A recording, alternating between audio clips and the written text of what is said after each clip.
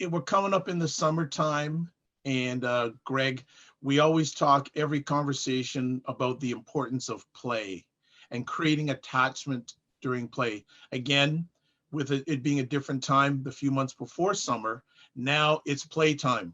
It's more playtime for the young ones, or whatever age they're at, because the weather is better.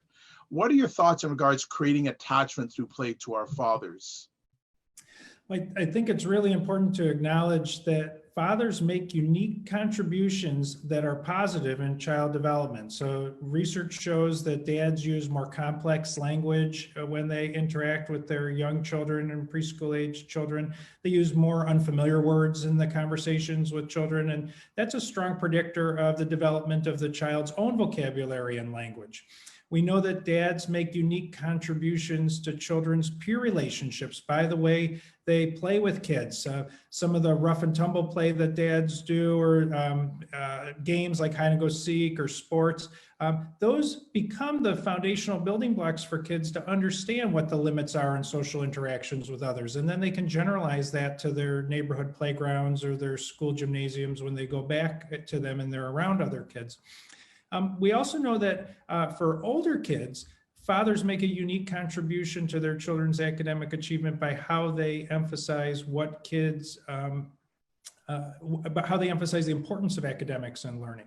And so based on those kind of guiding principles, we can think about play as the venue through which dads incorporate lots of really important interactions for kids in their positive long-term development and outcomes. And so when we talk about, yeah, we're playing with kids, it's really much more than that, because there's a whole lot of complex interactions that are happening in those engagements that are critical for well-child development.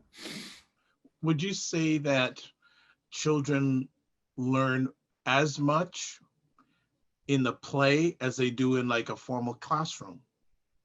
So when I think about what kids learn, you learn the ABCs and 1, 2, 3s in school. But in the long run, when we think about healthy child development that leads to being a well-functioning adult, our social and emotional and behavioral strengths are really what carry the day. And so if you don't have this positive parent-child interaction going on really throughout development, you could have a child who'd be a whiz at the academics, but would be missing lots of the key ingredients that we think about for someone who grows up to do a good job in lots of different sectors and lots of different jobs. So yes, I think I'll take the bait with your comment there, Ed. Yes, I agree that these things are critical.